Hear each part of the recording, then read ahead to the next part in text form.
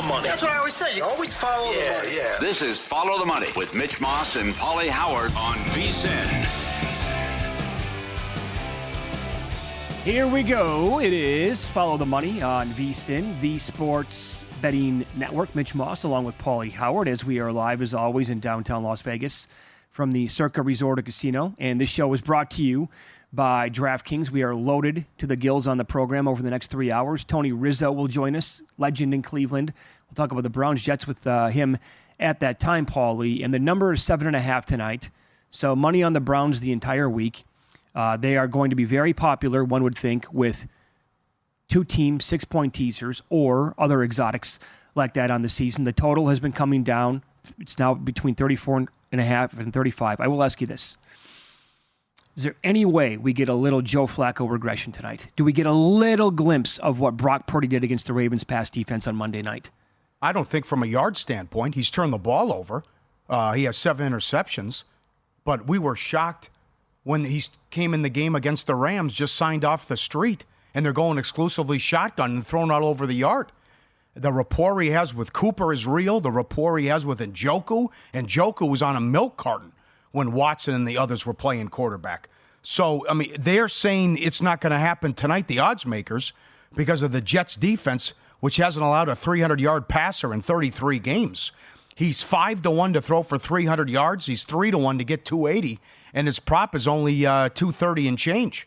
But the way Stefanski is calling the plays and how the trust that they have and how he's slinging it, I don't think you're going to see it. And I wouldn't be surprised if they do whatever they want offensively tonight, because his numbers are staggering here in the 4 games, what he's done with over 1,000 yards and 10 touchdowns. Now, he's going to have Cooper in there, who was questionable with the heel, and he had the 260 game last week and then left with the injury. But win and end situation, great defense at home, and they've only made the playoffs once since 2003, so the place will be all jazzed up and geeked up, ready to go tonight. Yeah, both teams here, as we know, are elite defensively, especially when it comes through the air. Both teams, when it comes to EPA metrics, are very high at the top of the list, including Cleveland. They rank out at number 1 overall in many key categories. The Jets are not that far behind. DVOA defensively against the pass. The Jets are 3rd overall. The Browns are 2nd on the season. Wide receiver number 1s against the Jets have only averaged 60 yards per game on the year. And they have the 6th best DVOA. The Browns are actually number 1 DVOA. And, of course, Simeon's going to be throwing the ball, so it probably doesn't matter much tonight anyway in this game. Here's how the Jets grade out against other positions on the field. They are number 1 against wide receiver number 3s, number 5 against wide receiver number 2s, and they are 3rd against tight ends. They do rank 23rd in the air against running backs catching the ball. Now, when you look at other quarterbacks who have faced the Jets on the year, and I get it, Flacco's run has been awesome. 5 games this year. It was Josh Allen's first game, Patty Mahomes, Jalen Hurts, Justin Herbert, and Tua Tagovailoa's very first game. The average, stat line for those 5 games, 22 of 35, 219 yards, 0.8 touchdowns, and 2 INTs. So they have done a great job. Josh Allen's second game, he was pretty good. He had 275, 3 touchdowns, and an INT. Tua's second game, that turned into a rout, so they kind of pulled him, and he didn't really have to throw the ball. But he was 21 of 24, which is great, 224 and a touchdown. But I think by far and away, the single best game they allowed defensively on the year was Dak Prescott early on, and that was week 2 after the Rodgers injury. He was 31 of 38 for 255 and 2 touchdowns. So they have been excellent for the most part against some of the best quarterbacks in the entire NFL. Yep. And I asked you about the regression because Flacco's INT prop tonight is basically around minus 190 from what I saw. He's throwing a pick in every game. Yeah, it's 1, 1, 3, and then 2. Yep. Also, Simeon had 1 last week. He had 2 against Miami 2 weeks ago. If you parlayed both players to have an INT tonight, it's plus 115. Or if you parlayed Flacco to have an INT and the Browns to still win the game, that's plus 136, the first book that I looked at this morning. Yeah. He's a gunslinger, no doubt. And he is. He finally moved into a apartment after he's been hanging in a hotel for the last couple of weeks. It's a great story. And for this organization to be in this position and what happened to Watson and the injuries and DTR and Walker, To think they're going to win 12 games is nuts. They're 7-1 at home. Back to the regression, though. The Bears have had a great defense since the Sweat trade. He threw for 374 against the Bears. He threw for 368 last week in the wins against the Texans, who have done a good job defensively. He's thrown for at least 285 in his last 5 home games. The Jets are on a 1-8 ATS run, and the favorite has covered the first half in 14 of the 15 Jet games. That's nuts, too. So the look-ahead was 4.5, and now it's up to 7.5. The one negative, though, is he's keeping both teams in the game with the interceptions. He had 3 picks against the Bears. The Bears didn't do anything on offense. He had a pick 6 in that game. They were very fortunate to win that game. And then he 2 interceptions last week, and then turned it over against the Rams. So he's got to cut that out.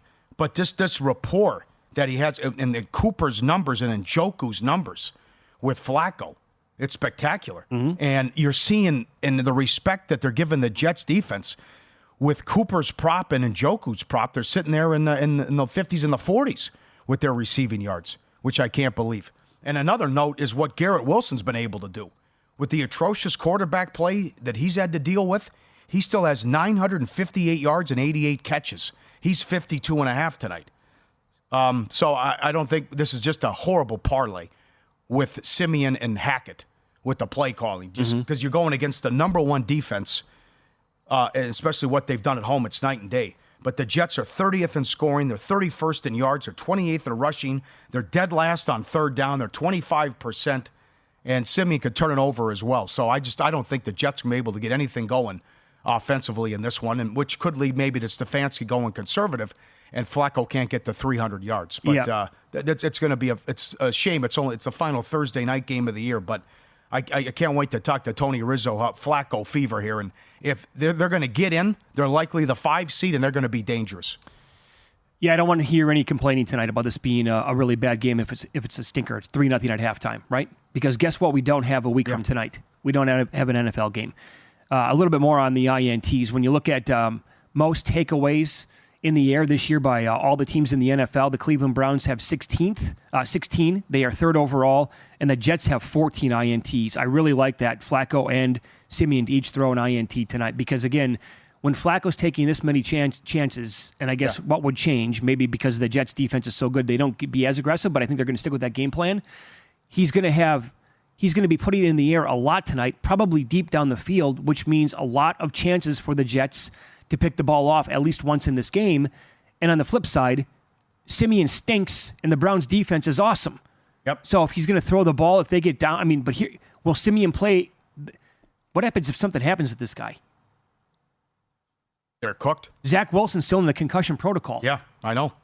How about the blowout angle? What if Cleveland's up 4 touchdowns? Simeon is 5-1 to throw 2 touchdown passes. I've never seen that before. I mean, that's crazy here at Circle what they have. So maybe it's a blowout and they get some garbage touchdowns and some garbage points as well. But that's Cleveland at home. Allowed 3 to Burrow, 3 to Tennessee, 17 to the Niners, shut out Arizona, 10 to Pittsburgh, 17 to Chicago, defensive touchdown. 27 against Jacksonville, but they were sloppy in that game and had turnovers deep in their own territory. And then I throw out the Baltimore game because that was DTR getting thrown in there, and he turned the ball over too. So it has just been a great defense at home, and I don't think it's going to go well for the Jets at all. Now, what do they do with Hall? I mean, Hall has been getting much. You can't really count Washington, but Hall hasn't done much on the ground the last few weeks either. Well, so this is a tough one from a prop standpoint with the Jets. Yeah, he was huge last week. However, the Browns are number 1 against the rush in the entire league. So not only do they shut down like the entire team's passing game that they go against, especially at home, but the rushing attack for the opposing teams doesn't go well against the squad. And they allow 4 yards per rush, yards per play allowed. That's 4.5. That's tied for first overall in the league. So unless he breaks a long one tonight, I mean, it's going to be a grind for most of these players, including Breece Hall. How about this for a random stat from Tom Withers, who covers the team for the AP? Mm-hmm. Kevin Stefanski is 10-0 against the AFC South. He's 0-6 against the AFC East. How wild is that one? That's bizarre, yeah. Yep. How dangerous is this team in the playoffs, you think? Well, I mean, they can win the AFC, don't you think? Sure. Yeah. Why can't they? They can't go to Baltimore and win? And are you definitely going to pick them whoever wins the AFC South? Won't you? I mean, Paul, I think the AFC is so wide open. I know. I mean, it's just they could go to Baltimore and lose by 2 touchdowns, or they can win the game by 10. Yeah. And I mean, I did not anticipate saying that in the AFC. I thought we were going to have some rock solid teams across the board before the year started. Not exactly the case. Yeah. Winning in, or they're in with a Pittsburgh loss, a Bills loss, a Jacksonville loss, or if Houston and Indy both lose on Sunday. So they're going to make the playoffs and likely that 5 seed as we talked about, but I'd take them against Kansas City, Jacksonville, Houston, obviously, although he didn't have Stroud, but he'll be playing a playoff game, Colts. And the way they're playing offensively and with this defense, I'd love to see it too. It's like, okay, we're throwing to Cooper. What are you going to do about it? And how they ate up the Texans last week and how Njoku and Cooper have delivered every single week. And there has been a lot there for Ford. That's the other thing. Oh. It's like, why even bother to run the ball? I was blown away from day one when they're coming out against the Rams. Like, how much did he know as far as the playbook and just getting signed off the street, and they're going shotgun and throwing it every down? Here, this will maybe give you some perspective on Ford. He scored a touchdown right away in that game last week. He had 8 fantasy points. Absolutely destroyed me. Oh, God. So that's all he did. Yeah. Other than that TD. But, sign me up for Browns-Bills AFC title game right now. Yeah. I would take that. Let's follow the money here on VSiN, the Sports Betting Network. Up next, win some, lose some. What a blunder this could have resulted in. You have to hear his explanation next here on VSiN.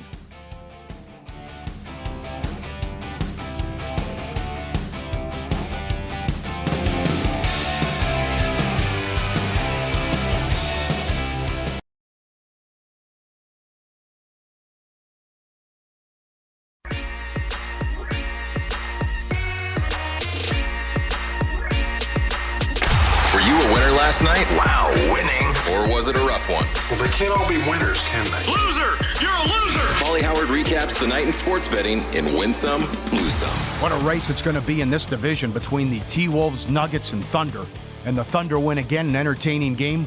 Beat the Knicks 129-120. They bet the over from 238 up to 242. What a season for SGA.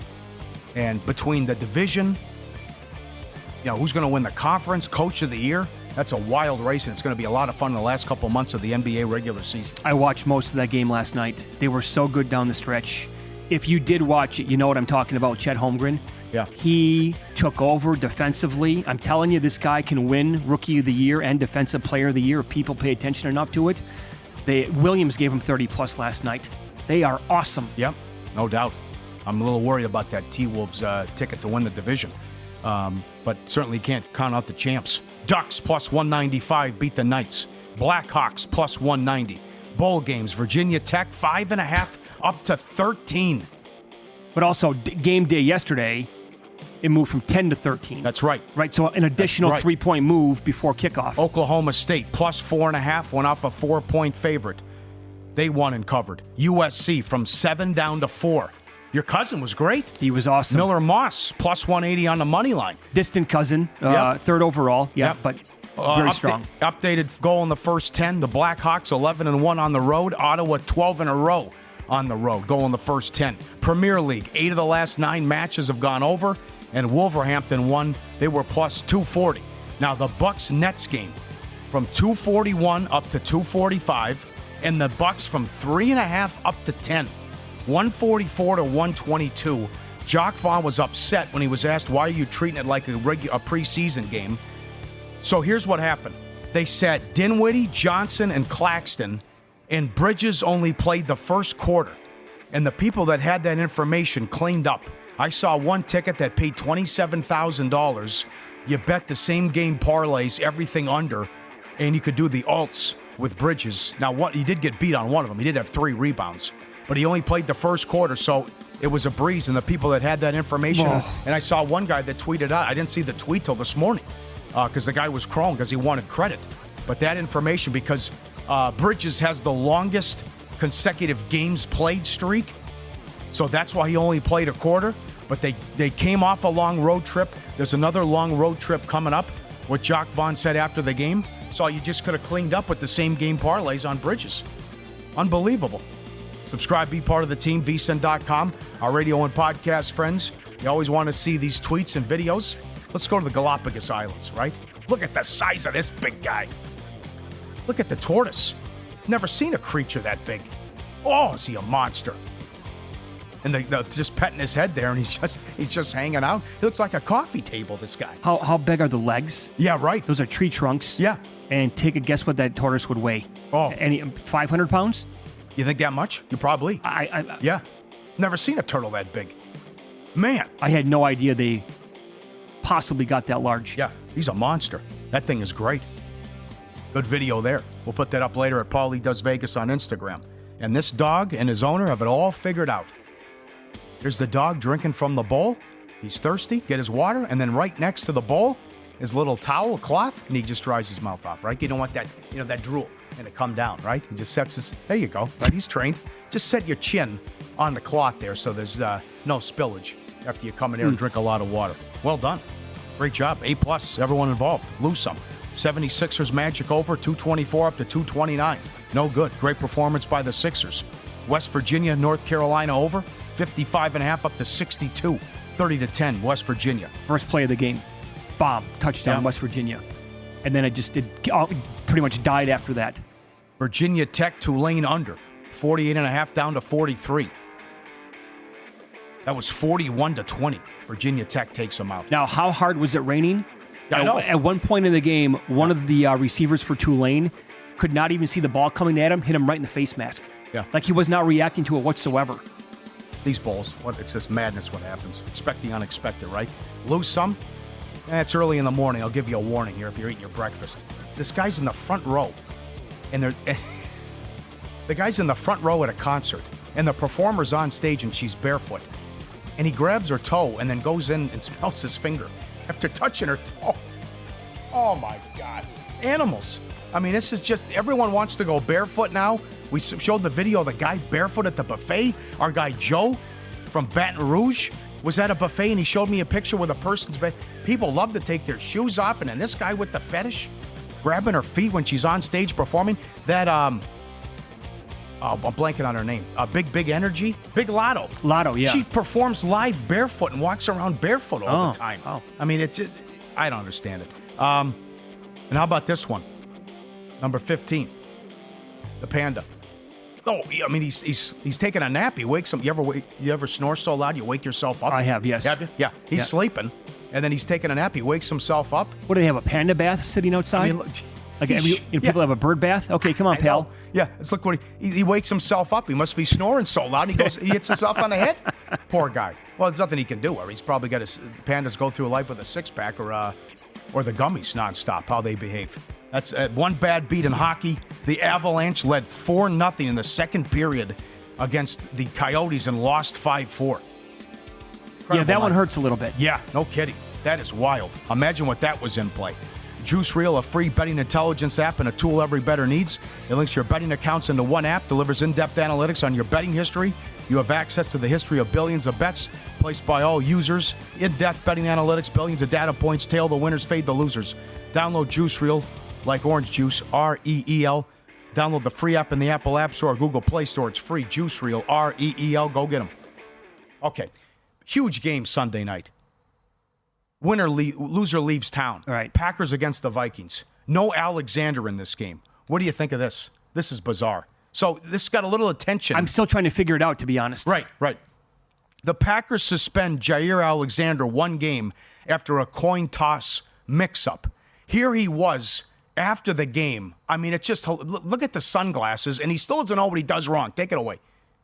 You almost made a big mistake on the call, though. What'd I do? Well, you said we want to go on defense. Yeah. Which, in theory, they could have said, then you're electing to kick off, which you would have lost the opportunity then to receive in the second half. Yeah, no, I told them that. I said I want our defense to be out there, and they all looked at me like I was crazy. I'm like, I mean, it's pretty simple what I said. Like, I want the defense to be out there. They like, you mean defer? I'm like, yeah, I guess. So he kept going on for like a minute and a half. He doesn't know what he did wrong. Yeah, no, that's what I mean. I want to play defense. Don't you mean defer? Yeah, same thing. No, it isn't. Well, let's start here. He anointed himself a captain. He did. He walked out there on his own. Yeah, and they go, why'd you do that? He goes, well, I'm from Charlotte. Yeah. Coach knows that. He does. What? Yeah, I thought I should have been part of it. Yeah, he walked out on his own and then calls the coin toss, and he almost, what would have happened? Carolina would have got the ball to start both halves. So they suspended him. And he walked out there with Aaron Jones, Quay Walker, and Eric Wilson. The Packers did not elect season-long captains. They use a weekly rotation. He called tails and won the toss. He said the Packers want to be on defense, which is not the same as choosing to defer their choice to the second half. The referee, Alex Kemp, could have taken his call to mean they wanted to kick off, which means Carolina gets the ball to start both halves. But LaFleur went to him, Kemp, in the pregame and told him we're going to defer if we won the toss. He said it was a big mistake, and Alexander did not express any remorse or regret after the game. Why'd you go out there with the captains? It's only suiting. Does he mean fitting? I don't know. I would think fitting. When in Rome? Yeah. Good for the goose? I don't think Coach knew I was from Charlotte, so that was his explanation. He anointed himself captain. And he still doesn't understand what he did wrong. No. He goes, we want to be on defense. And then they look at me. What? The whole thing was confusing to me because the news came down that he was suspended for a game. And I thought, wait a second here, because he didn't play last week against Carolina. Did they suspend him for that game? Or is it this upcoming game against the Vikings, which as a result of what he did, it meant he's going to miss another game, which is this Sunday night against Minnesota. By the way, they kind of need the guy. He is really good, and he's meaningful for the secondary. The Packers' defense last 3 weeks, they've allowed 851 yards, 7 touchdowns, no INTs, 73% completion percentage, and a QB rating of 132. Oh, by the way, the quarterbacks, Tommy Cutlets, Baker Mayfield, Bryce Young. That's how bad it's been for the Packers secondary and the defense overall. Huge. And somehow Joe Barry remains the defensive coordinator. Oh, God. And now this guy is going to be suspended again. But here's the deal. Is it going to be Mullins on Sunday night, or is it going to be Jaron Hall? Well, that's what Chart says. It might be Hall. He's the highest paid corner in the league. He'll lose a week's pay. But it's only $60,000 because most of the money he got came in a signing and roster bonus. He's a strange bird. Oh, he is. He gave up. He had a $700,000 workout bonus this spring, and he didn't show up to the offseason program. I mean, that's not motivation. No, I guess not. But I mean, that's the whole thing there. He's got the stupid sunglasses. He's got the hoodie on, and then how he's answering the question. I was like, what's the big deal? Well, then he anoints himself captain. He got into a war over semantics, too, this week. You're calling me really good? I'm great. Call me great. They're just like, what? You're not even... Tony Rizzo, ESPN Cleveland next. Is 7.5 enough to bet the Jets in this game?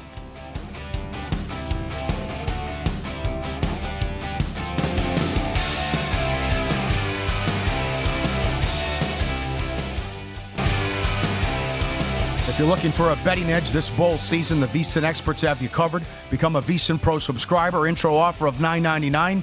You get every play from every host and every guest.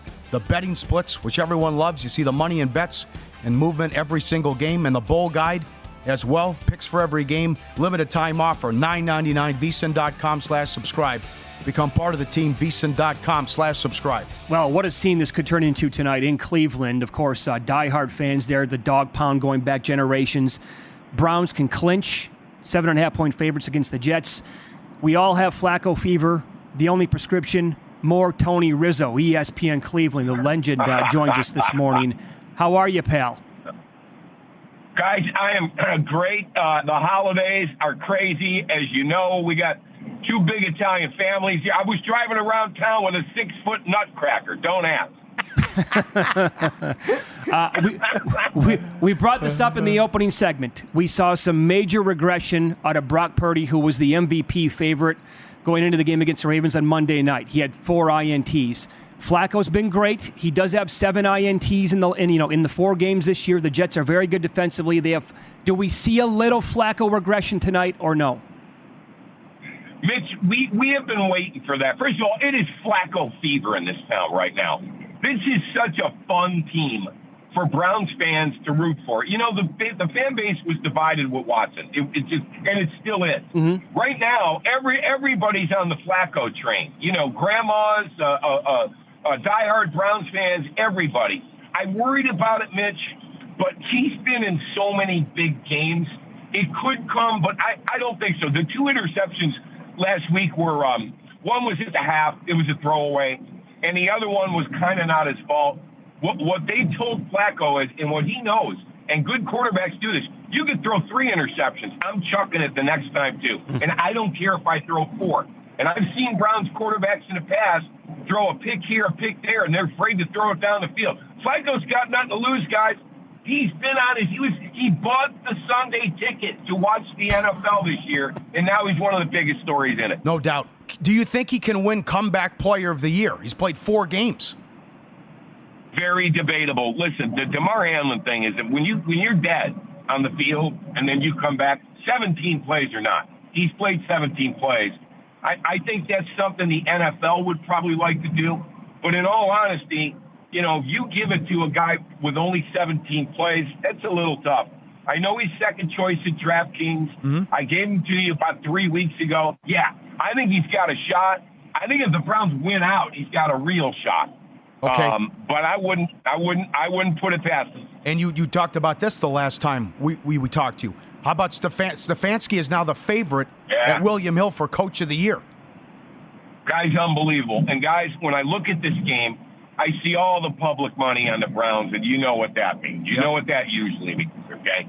But I will say Stefanski has had this team to play the last 5-6 weeks like I've never seen. They're on their 5th tackle. I want everyone to realize, too, if you like the Jets tonight, remember this. The Browns have a new kicker and a new punter. They had to go down to the stadium on Tuesday to practice because neither one has kicked it. Riley Patterson, kid from the Lions, they signed to kick, and I think the punter's name is Hack. But it's a new kicker, a new holder, and a new punter, and that could play big. Now, the Browns won last week without a kicker. They didn't even need one because Flacco was that good. I mean, tonight I think they might, so that's something to keep your eye on. What's the status of Cooper?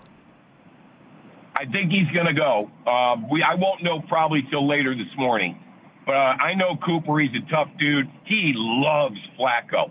Njoku, they love Flacco. He's like your uncle. Guys, he's like your crazy-ass uncle that comes to your Christmas party. You love him, and by the way, he's balling out. Yeah. And did you see what Zadarius Smith did to him last week? He went up and gave him a hug and a kiss on the bench, and Flacco looked at him like he was crazy. The guys are confident with Flacco at quarterback. Is there any chatter in the city with fans getting way ahead of themselves, looking at next year like, oh, what are we going to do when Watson comes back? Yes, Mitch, and I've been on this. I was been off till this morning. I'm working today, obviously, on a game day. But I want everyone to understand, just enjoy what the hell is going on here. If Flacco takes you to the Super Bowl, what a great problem to have next year. Don't worry about Watson. By the way, last quarterback to beat the Ravens. Watson. Yeah, Watson in Baltimore. Don't worry about enjoy the Flacco fever. He's 3-1. He only won 3 games since he left Baltimore. And I found this really odd. Jason Lloyd wrote an article in the Athletic yesterday. Flacco never got an MVP vote in his life.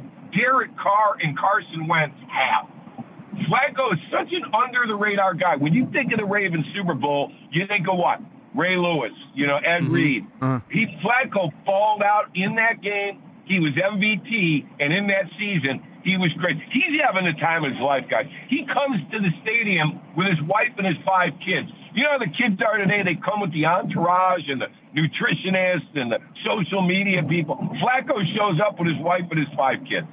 Love it. Great story. Now, let me ask you this. And this is something that bettors don't really take into consideration very often, and I think when it happens, it's not very often, but they need to. I covered the 2012 A's a lot when I lived in the Bay Area. Best chemistry I've ever seen in my entire life, and they were underpriced the entire year, and they won that division on the final day of the regular season. They loved each other. That clubhouse was incredible. I get the sense from afar that the same thing is going on right now in Cleveland. Like, how strong is the chemistry in that locker room? Spot on, Mitch Moss. Spot on. The one thing I said, when the Browns they had a lot of talent. Now they're down to their 5th tackle, okay? Yeah. They had a lot of talent, and the thing I said was, it's up to Stefanski to bring this team together. Guys, I've never seen a Browns team together like this. Now in 2020, and they made the playoff. I mean, you got to go back to the 80s for the chemistry. That's how strong it is. They believe in each other, and I know this sounds corny, But Stefanski's mantra has been 1-0, 1-0. We got to go 1-0 this week.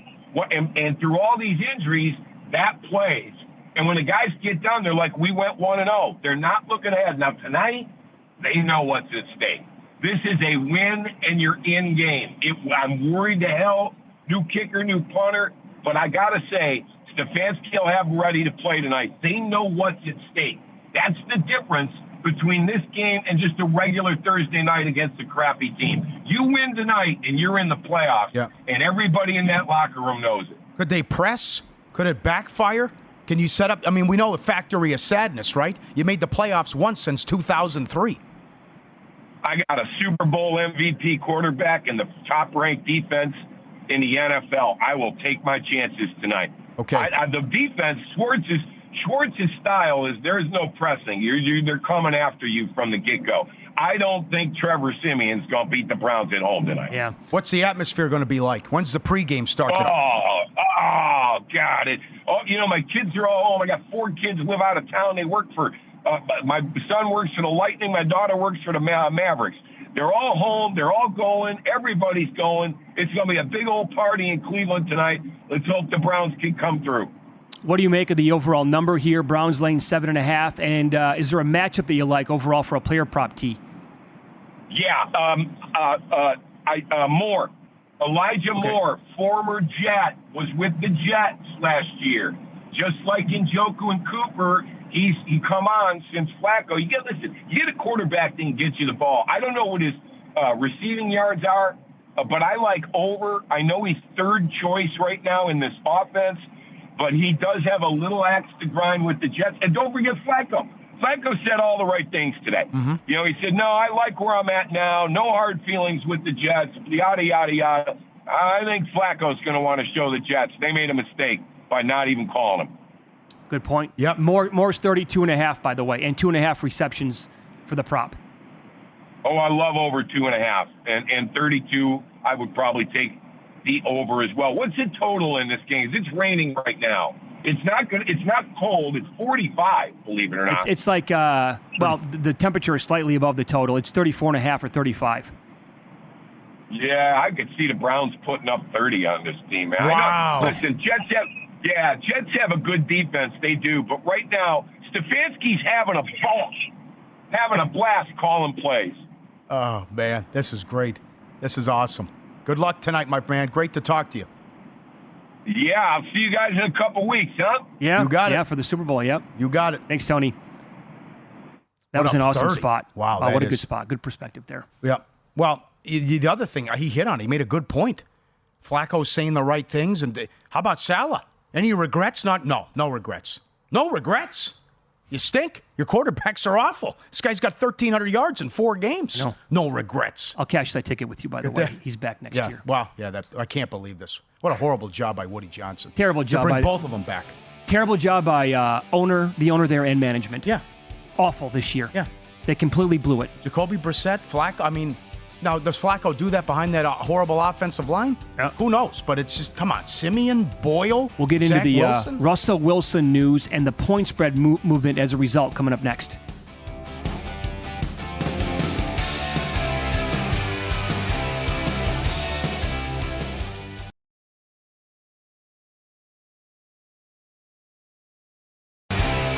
Another great NBA card tonight. New customers can bet $5 and pocket $150 in bonus bets instantly. They'll get the league pass for the rest of the season as well.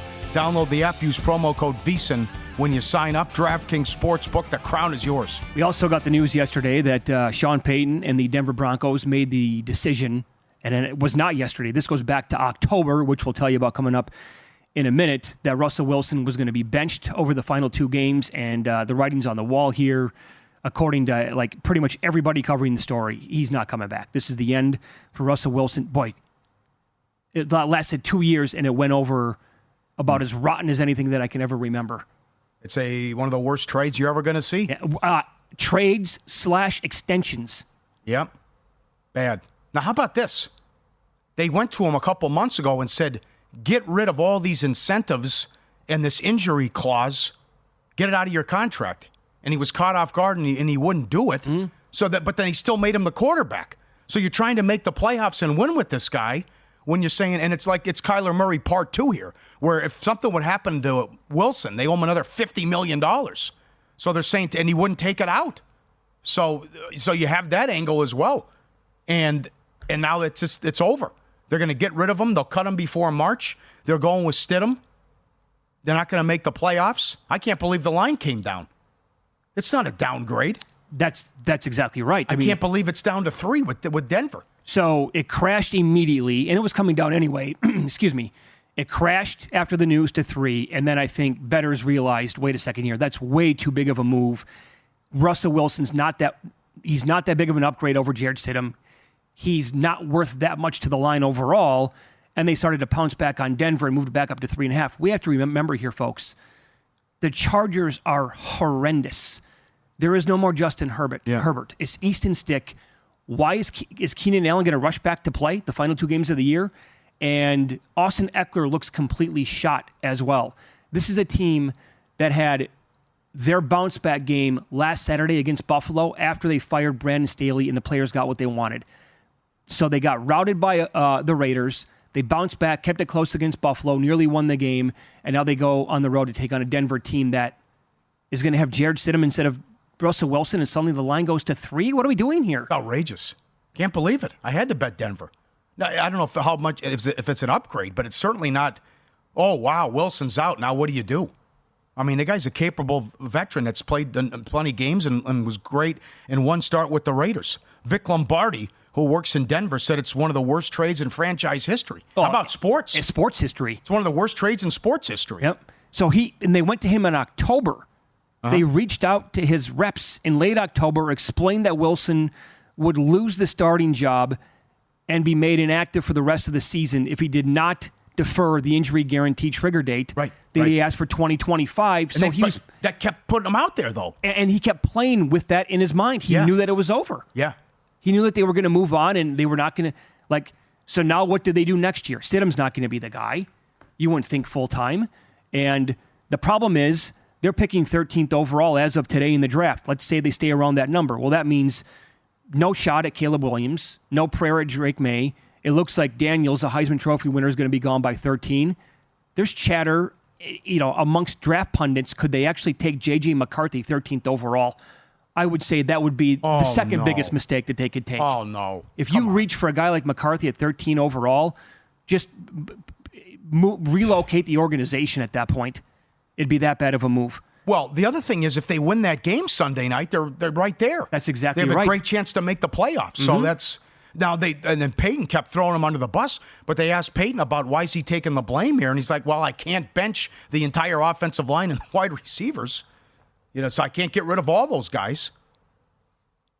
But you just see how many times he would scream at him on the sideline, and he didn't like him from the get-go. But still, I think it's a hell of a coaching job, considering how bad they were defensively, and they started 1-5, that they had a chance to make the playoffs. And now they're like, it's like a 5% shot here. But if they can win their last 2 games and have a winning record, sure, it's still a great turnaround and a good coaching job, and we'll see how what they do in the future. This is on ESPN.com. Despite the benching, Wilson should have value on the free agent market, especially if Kirk Cousins and Mayfield re-sign with their current teams.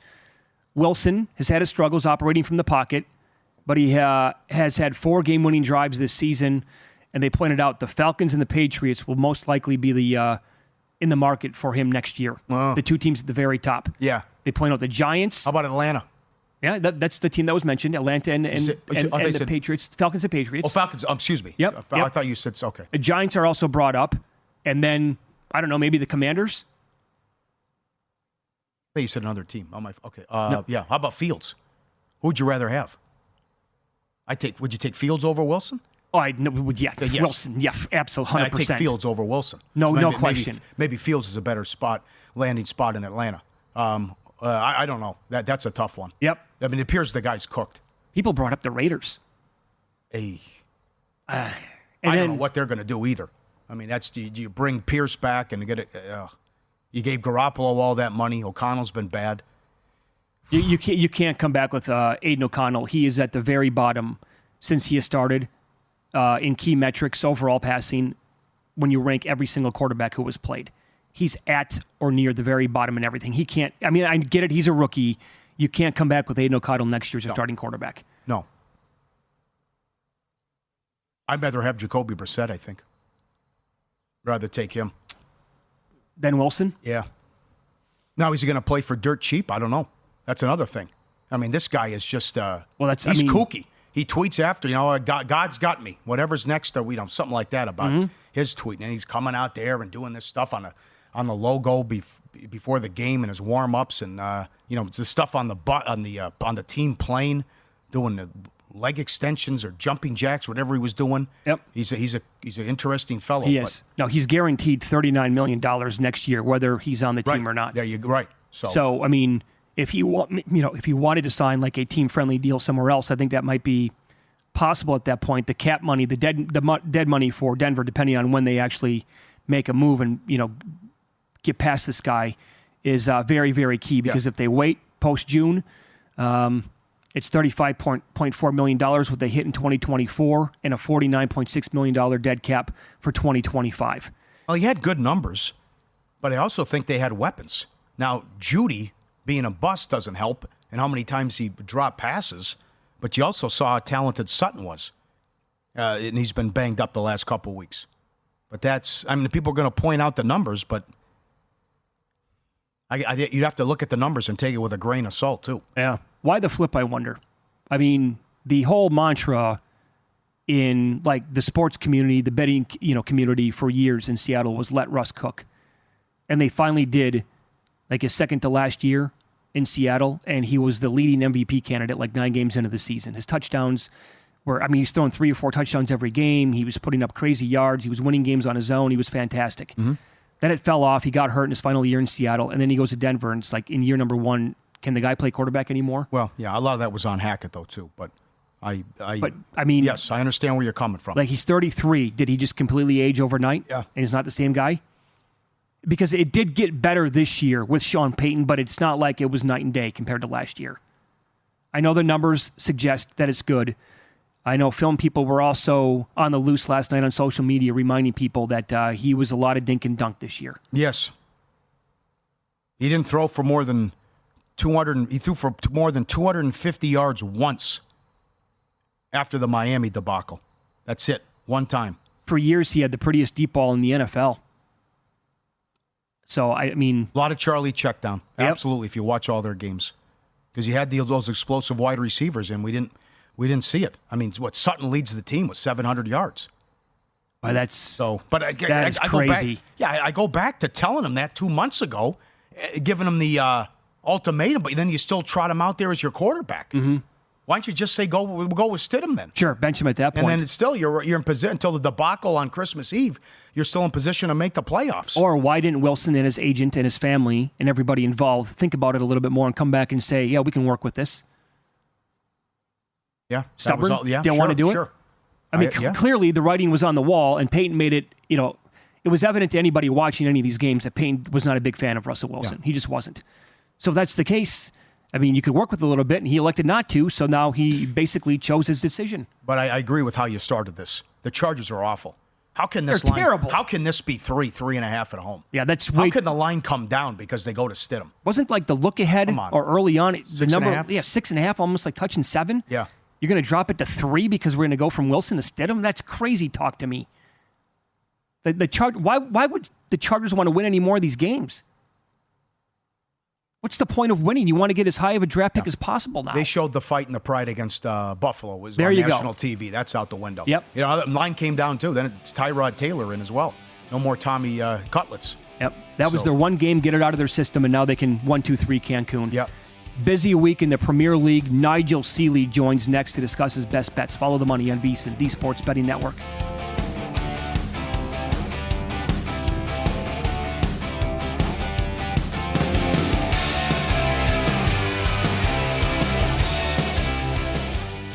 At Arizona State University, we're bringing world-class education from our globally acclaimed faculty to you.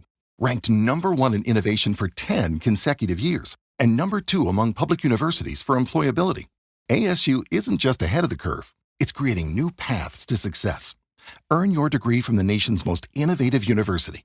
Online, that's a degree better. Explore more than 300 undergraduate, graduate, and certificate programs at asuonline.asu.edu.